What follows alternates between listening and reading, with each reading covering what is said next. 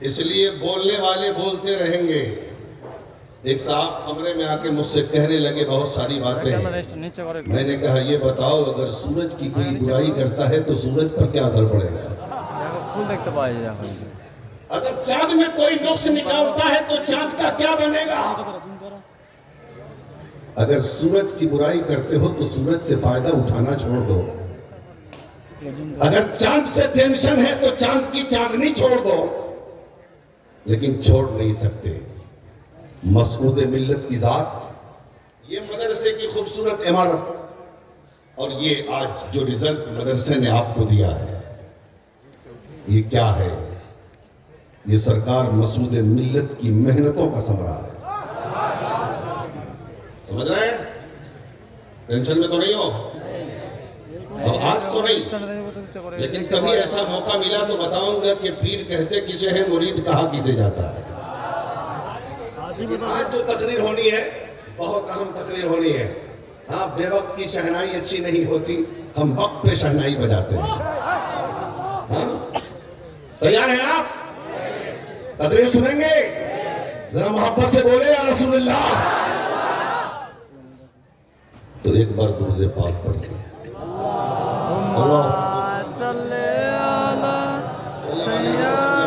نحن عباد محمد صلی اللہ علیہ وسلم صلی اللہ تعالی علیہ وسلم۔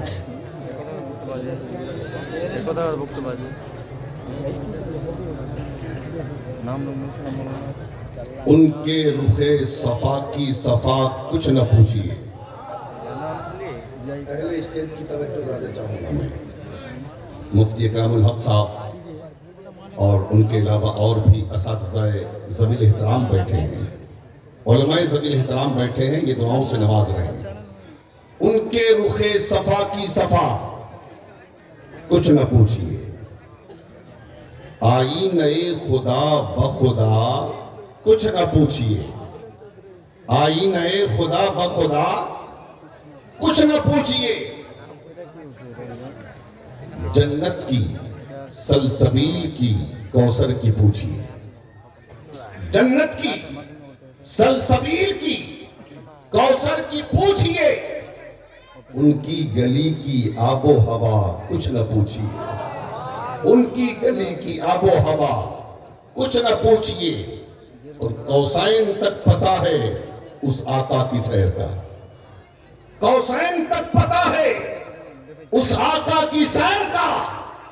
پھر کیا ہوا؟ ہوا جو ہوا کچھ نہ پوچھئے، پھر کیا ہوا؟ ہوا جو ہوا کچھ نہ پوچھئے۔ اور اپنے کو دے دیا ہمیں خواجہ کی شکل میں۔ اب تو بول دے یار، اپنے کو دے دیا ہمیں خواجہ کی شکل میں۔ میرے نبی کی شان عطا کچھ نہ پوچھئے، میرے نبی کی شان عطا کچھ نہ پوچھئے۔ ان کے رخ صفا کی صفا کچھ نہ پوچھئے۔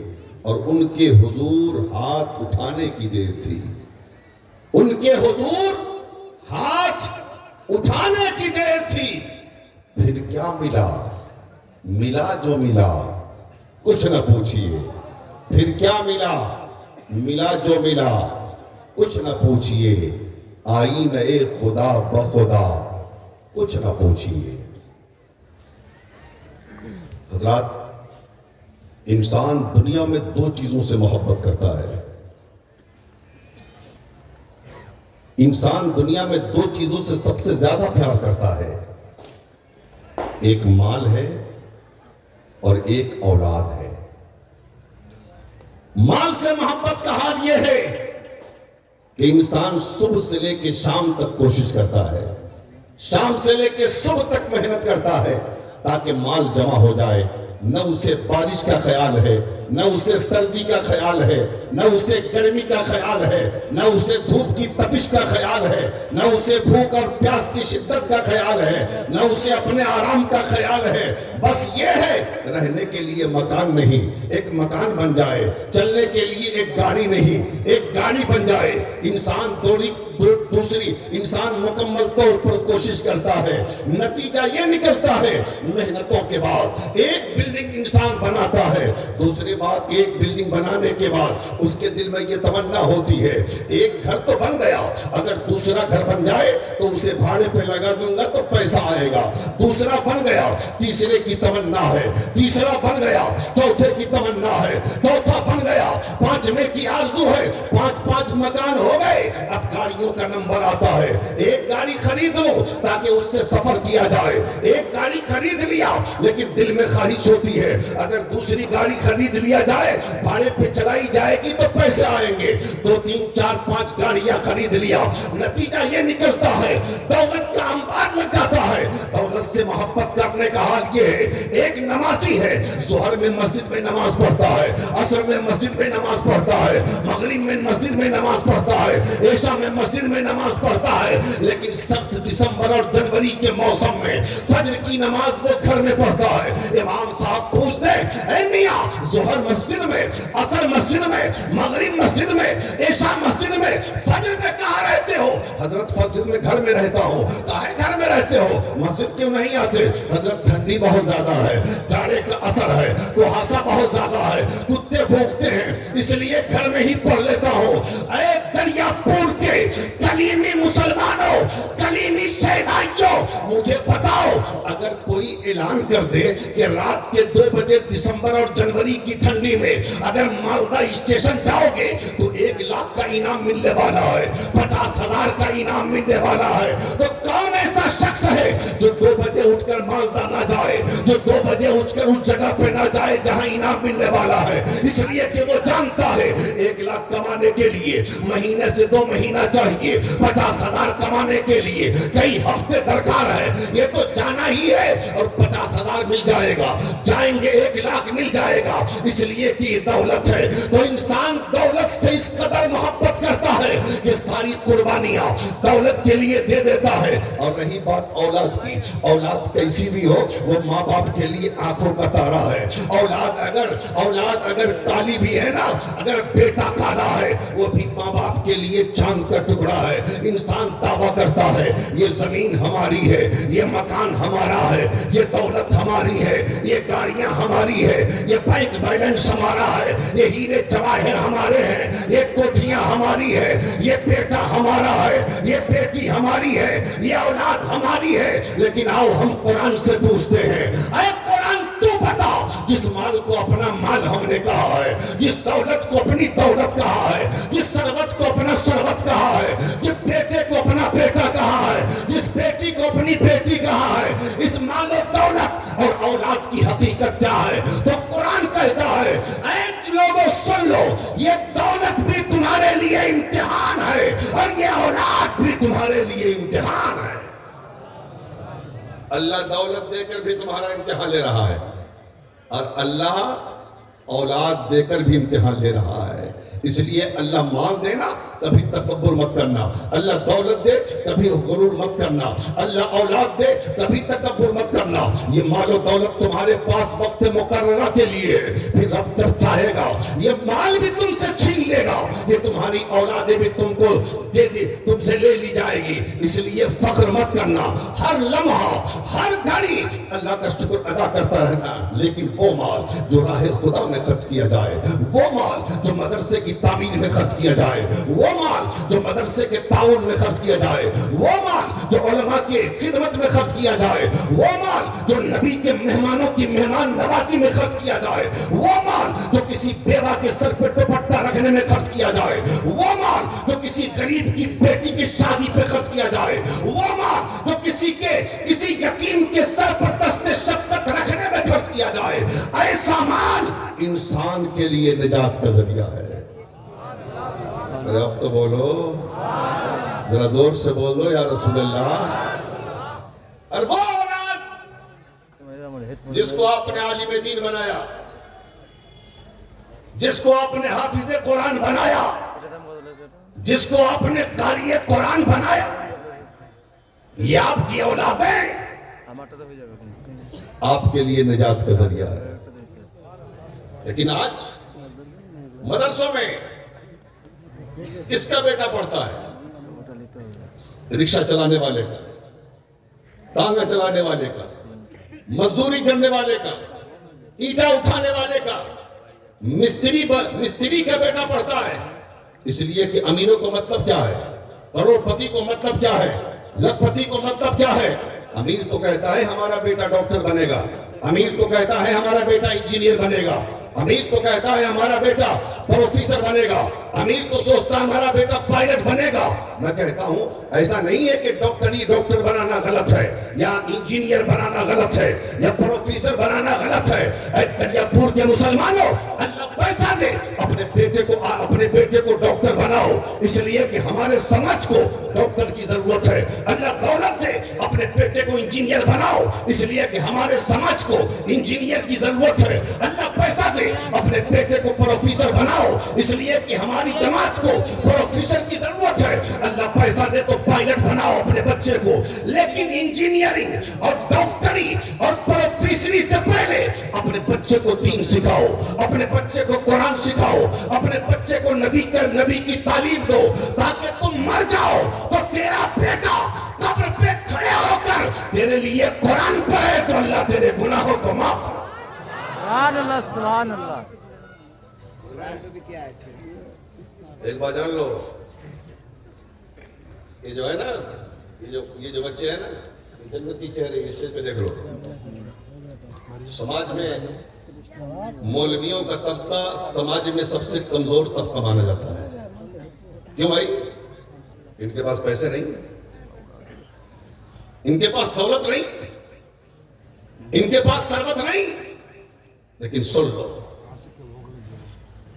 یہ مال سے تو غریب ہو سکتے ہیں، دل سے غریب نہیں ہوتے۔ سبحان اللہ، سبحان اللہ۔ ظاہری طور پر تو دولت ان کے پاس نہیں ہے، لیکن جو دولت ان کے پاس ہے وہ کسی کے پاس نہیں ہے۔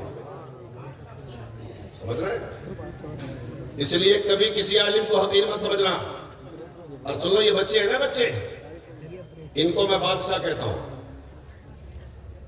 یہ طلبہ جو ہے نا مدرسے میں پڑھنے والے، آپ کی زکوٰۃ کی رقم پر، آپ کے فطرے کی رقم پر، آپ کے صدقات کو کھا کر، آپ کے عطیات کو کھا کر یہ جو حافظ قرآن بنتے ہیں، یہ جو عالم دین بنتے ہیں، یہ قاری قرآن بنتے ہیں، انہیں میں اپنی زبان میں راجہ کہتا ہوں، میں اپنی زبان میں مہاراجہ کہتا ہوں، میں اپنی زبان میں بادشاہ کہتا ہوں، میں انہیں شہنشاہ کہتا ہوں، میں انہیں بہت بڑا کہتا ہوں۔ آپ کہو گے مولانا پاگل ہو گئے ہو، ہم چندہ نہ دے تو یہ بھوکے مر جائیں، ہم زکوٰۃ نکال کر مدرسے کو نہ دے تو مدرسہ نہ چل سکے، ہم اگر فطرے کی رقم مدرسے کو نہ دے تو مدرسہ نہ چل سکے۔ یہ ہماری زکوٰۃ اور فطرے کی رقم پہ پلنے والے بچے یہ راجہ کیسے ہو گئے، یہ مہاراجہ کیسے ہو گئے، یہ شہنشاہ کیسے ہو گئے، یہ بادشاہ کیسے ہو گئے؟ حضور سرکار مسعود ملت بیٹھے ہیں، ذرا ان کی بارگاہ میں زانو ادب طے کرو اور طے کر کے عرض کرو، حضرات یہ مولانا نے جس کو آپ نے بلایا، یہ مدرسے کے بچے کو بادشاہ کہتا ہے، یہ راجہ کہتا ہے، یہ مہاراجہ کہتا ہے، تو حضور مسعود ملت فرمائیں گے، بیٹا یہ وہ نہیں کہہ رہے، یہ مصطفیٰ کا فرمان بول رہا۔ زور سے بولو، زور سے یار، سبحان اللہ۔ اور محبت سے بولو یا رسول اللہ۔ دیکھ لو، ثابت کر رہا ہوں، جو علماء بیٹھے ہیں ذمہ دار ہے، آپ اپنی بستی کے 10-20 امیروں کو اکٹھا کر دو، جس میں کروڑ پتی ہو، لکھ پتی ہو، ارب پتی ہو، بڑی بڑی بلڈنگوں میں رہنے والے، قیمتی گاڑیوں میں رہنے والے، بڑے بڑے پیسے والے، سماج میں جن کی پوچھ ہے، اکٹھا کرو، اور اکٹھا کرنے کے بعد اس کو اپنے محلے کے قبرستان کے پاس سے گزار دو، اور گزارنے کے بعد ہندوستان کے بڑے بڑے دارالفتہ کو سوال لکھو، مفتی صاحب قبلہ السلام علیکم، میں نے اپنے محلے کے 10 امیروں کو اپنے قبرستان کے پاس سے گزار دیا ہے، اب یہ بتائیں کہ امیروں کے گزرنے سے قبر والوں کا کوئی فائدہ ہوا؟ بولو جواب کیا آئے گا؟ بولو جواب کیا آئے گا؟ یہ پوچھو علماء سے، سارے دارالفتہ یہ جواب دیں گے کوئی فائدہ نہ ہوا.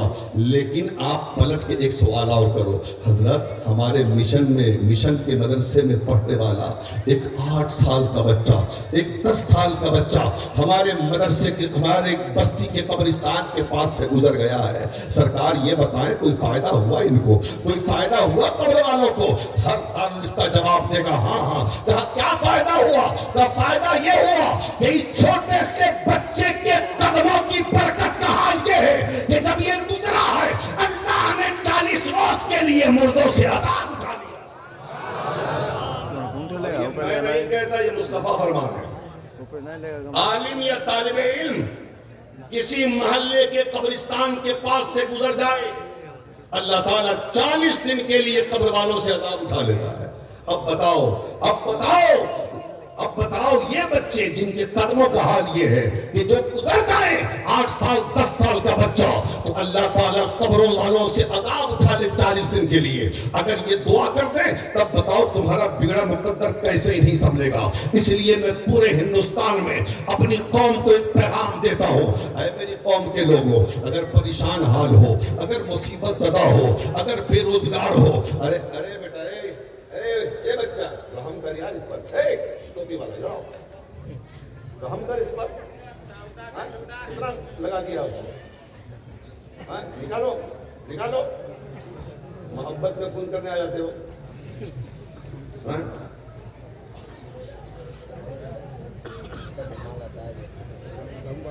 سنا جاتا میں کر رہا تھا کہ اگر بے روزگار ہو, پریشان حال ہو, مصیبت زدہ ہو اور بیمار ہو, روزگار سے نہیں لگے ہو, مصیبتوں نے چاروں طرف سے گھیر لیا ہے, تو ایک مشورہ دیتا ہوں, گھر میں جاؤ, امام صاحب سے دعا بعد میں کرانا, مفتی صاحب سے دعا بعد میں کرانا, علامہ صاحب سے دعا بعد میں کرانا, خطیب صاحب سے دعا بعد میں کرانا. اگر ماں زندہ ہے گھر میں تو اپنی ماں کے پاس چلا جا اور ماں کے پاس جا کر ماں کے قدموں کو چوم کر امی جان بیمار ہو دعا کر دیجئے اللہ شفا دے دے, بے روزگار ہو دعا کر دیجئے اللہ شفا دے دے, پریشانیوں سے گھرا ہوا ہو دعا کر دیجئے اللہ پریشانیوں سے نجات دے دے. قسم خدا کی اگر بوڑھی ماں نے دوپٹہ اٹھا کر اپنی توتلی زبان سے تمہارے لیے دعا کر دیا, اللہ تعالیٰ ماں کی دعا کو رد نہیں فرمائے گا. ماں کی دعا کی وجہ سے اللہ تمہاری مصیبتوں کو دور فرمائے. سبحان اللہ, سبحان اللہ.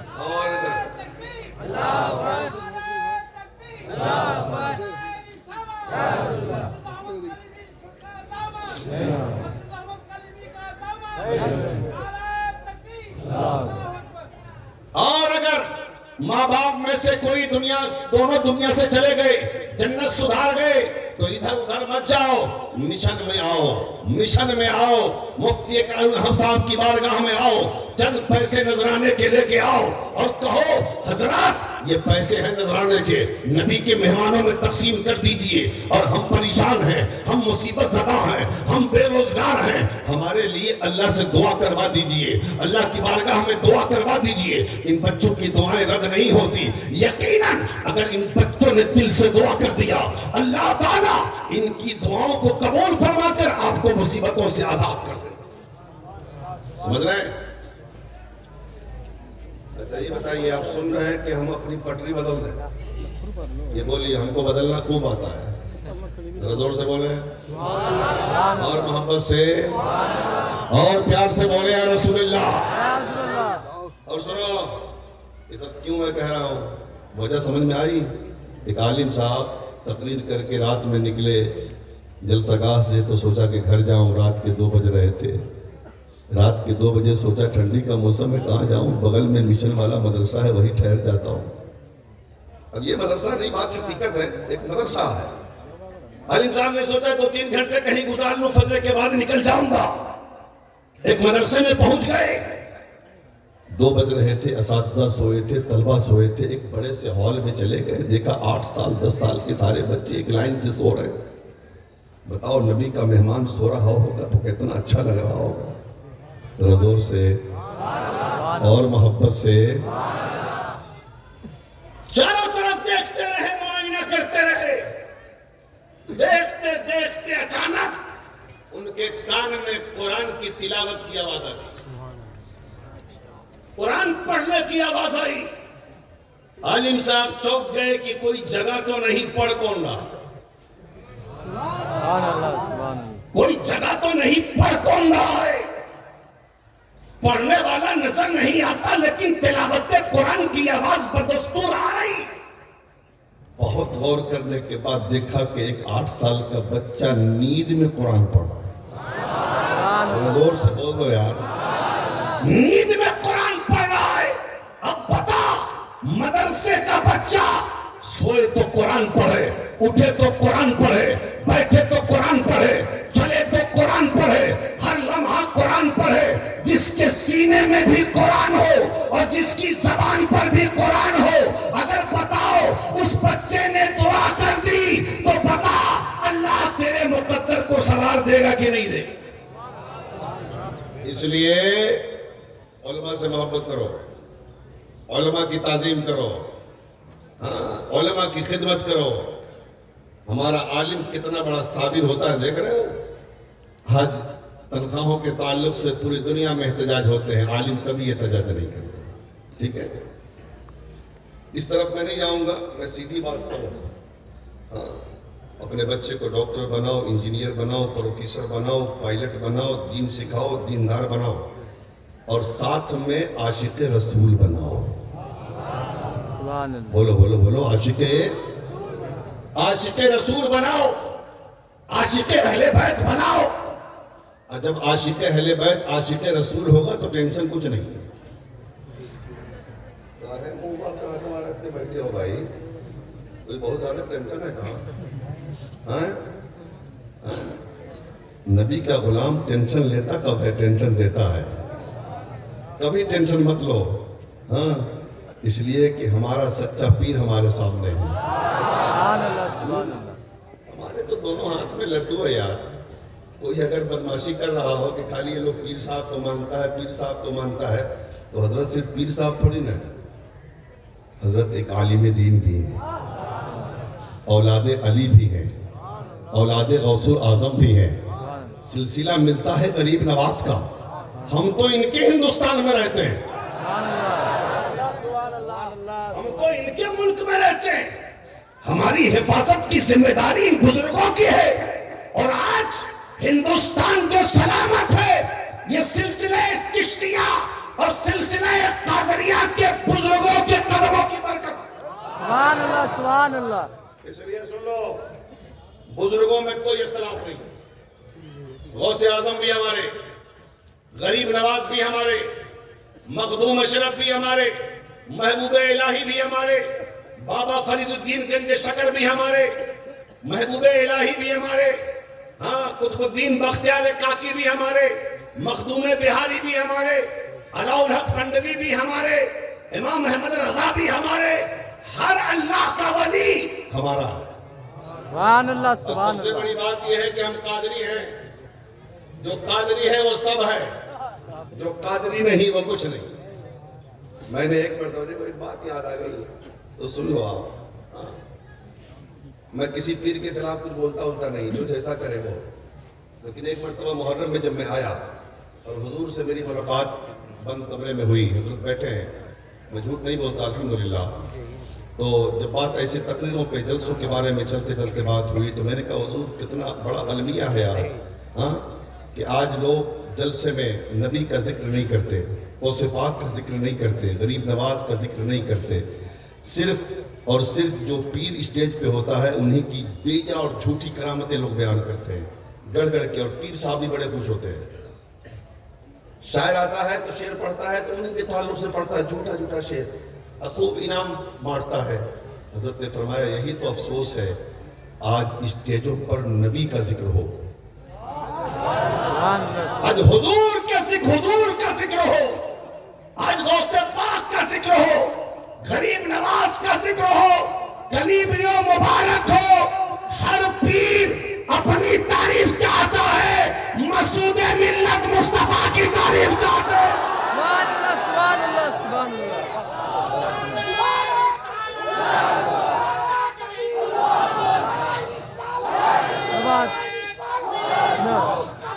نہیں چھوڑیں گے، نہیں چھوڑیں گے.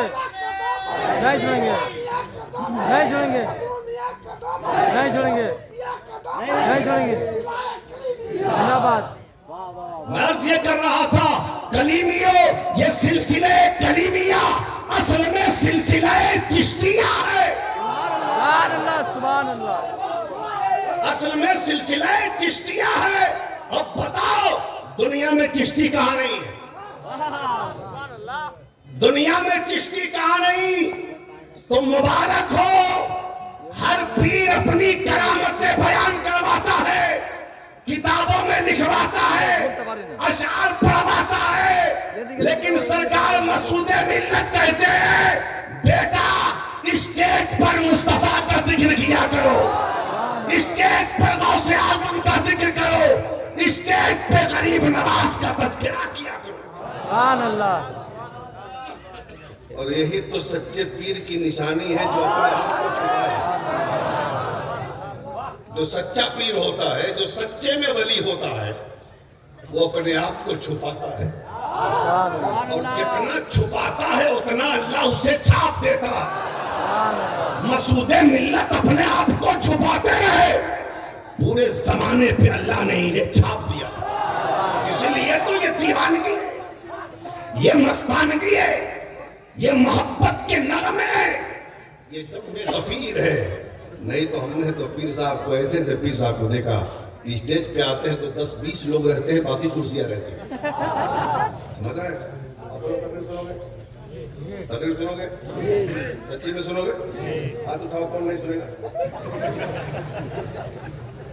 سنو گے نا ارے واہ بڑے اچھے لگ رہے ہو یار قسم خدا کی ہاں محبت سے بول دو یا رسول اللہ اور پیار سے بولو یا رسول اللہ تو میں عرض یہ کر رہا تھا اپنے بچوں کو دیندار بناؤ اور دینداری کے ساتھ اپنے بچے کو عاشق رسول بناؤ اپنی بات ہے میں ختم کر رہا ہوں دینداری کے ساتھ اپنے بچے کو عاشق رسول بناؤ اب میں جب کہوں گا تو آپ کہیں گے مولانا عاشق رسول بنانے کا طریقہ کیا ہے عاشق رسول کیسے بنایا جائے میں کہوں گا بہت آسان ہے عاشق رسول بنانا اپنے بچے کو درود پاک کا عادی بناؤ اپنے بچے کو درود پاک کا عادی بناؤ اس لیے کہہ رہا ہوں عاشق رسول بنانے کو کہ ڈاکٹر بنے گا ہو سکتا ہے گمراہ ہو جائے انجینئر بنے گا ہو سکتا ہے گمراہ ہو جائے پروفیسر بنے گا ہو سکتا ہے گمراہ ہو جائے مولوی بنے گا ہو سکتا ہے گمراہ ہو جائے ہاں مفتی بنے گا ہو سکتا ہے گمراہ ہو جائے ارے کتنے ڈاکٹر گمراہ ہو گئے کتنے انجینئر گمراہ ہو گئے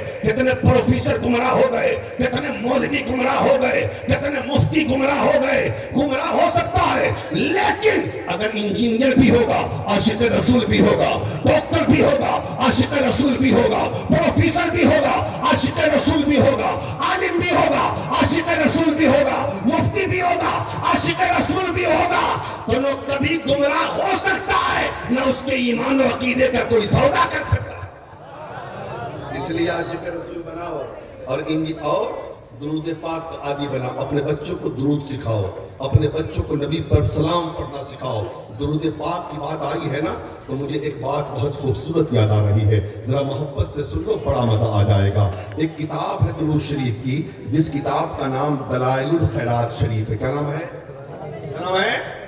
ارے بولو نا نام بولنا تھا علی داد دکھ لائے گا سر بولو دلائل الخیرات کیا نام ہے دلائل الخیرات شریف درود شریف کی کتاب ہے اور خوشخبری سن لو سلسلہ چشتیہ کے بزرگ سلسلہ چشتیہ میں آج بھی اس کتاب کو وظیفے کے طور پر پڑھی جاتی ہے سمجھ رہے ہیں وظیفے کے طور پر پڑھی جاتی ہے اور بزرگوں نے فرمایا اگر تمہارا کوئی کام نہیں ہوتا تمہاری دعائیں قبول نہیں ہوتی تم پریشان ہو تم مصیبت کے مارے ہو تو ایک ہفتے میں اس کتاب کو پڑھو اور پڑھنے کے بعد اس کتاب کے وسیلے سے تم رب کی بارگاہ میں دعا مانگو اللہ تعالیٰ تمہاری تمام نیک دعاؤں کو قبول فرمائے گا ذرا زور سے بولتے ہیں اگر زندگی باقی رہی تو کبھی پڑھ لینا اس کتاب سوموار سے شروع ہے سوموار منگل بدھ جمعرات جمعہ اس میں بنا ہوا ہے سب اتوار کو ختم کرنا ہے اور دعا کرنا ہے سمجھ رہے ہیں